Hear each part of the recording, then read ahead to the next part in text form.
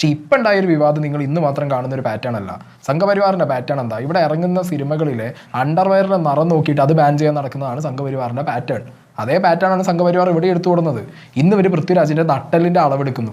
നാളെ അവർ ഈ പറഞ്ഞ പൃഥ്വിരാജ് അറേബ്യയിൽ പോയിട്ട് ഇത് ഷൂട്ട് ചെയ്തു, അസർബൈജാന് പോയ സമയത്ത് ഇവരായിട്ട് കണക്ഷൻ ഉണ്ടാക്കി എന്ന് പറയുന്ന ഇതേ സംഘപരിവാറിന്റെ എലമെന്റുകൾ ഇന്ന് ഞാൻ നോക്കുമ്പോൾ അൻവർ സിനിമയിൽ മറ്റേ പൃഥ്വിരാജിന്റെ ഒരു ഫോട്ടോ ഉണ്ട്, തലയിൽ കൂടി ഒരു ചെക്ക് കളർ സാധനമായിട്ട് തോക്കും പിടിച്ച് വെക്കുന്നത്. അതൊക്കെ എടുത്തിട്ടാണ് ഇവന്മാർ ഈ ഇട്ട് കളിക്കുന്നത്. ഇനി നാളെ ഇവരെന്ത് ചെയ്യില്ല?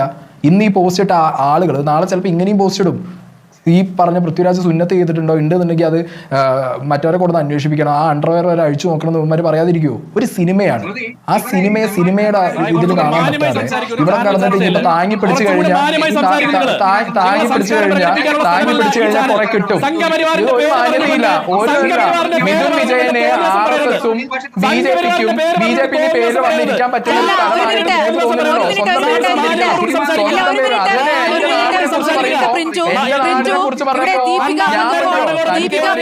കാവി വേഷത്തിൽ കാവി കളറിലുള്ള സ്വിമ്മിംഗ് ഡ്രസ്സിൽ അഭിനയിച്ചപ്പോൾ ഇവിടെ ഈ രൂപത്തിലുള്ള പ്രതികരണം വന്നിട്ടുണ്ടെന്നേ. അതുകൊണ്ടാണ് അങ്ങനെ പറയുന്നത്. പ്രിൻറ്റു ദീപിക പദുക്കോണിനെതിരെ ഉയർത്തിയ വിവാദം ഓർമ്മയില്ലേ?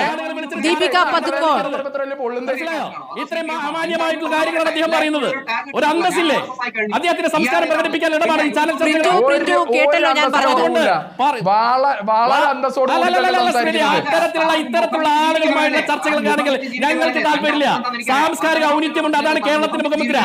മനസ്സിലായോ? മിഥുൻ വിജയനെ പോലുള്ളവര് അവര് നിരീക്ഷകർ, സാമൂഹ്യ നിരീക്ഷകർ എന്നുള്ളത് ഇപ്പൊ പലത് നിരീക്ഷകരായി. ഇതേപോലെ ഒരു മാന്യത ഇല്ലാതെ വന്നിരിക്കുന്ന ഒരു പാനലിസ്റ്റിനോട് തിരിച്ച് നീ ആരെന്ന് ചോദ്യം ചോദിക്കുന്ന ഇവനെ പോലുള്ളവര് ഉള്ള സ്ഥലത്ത് ഇത്ര മാന്യത കാണിക്കാനും സായികൃഷ്ണന് പറ്റൂ. ഇതിലും കൂടുതൽ സായികൃഷ്ണന് പറ്റില്ല. മനസ്സിലായോ?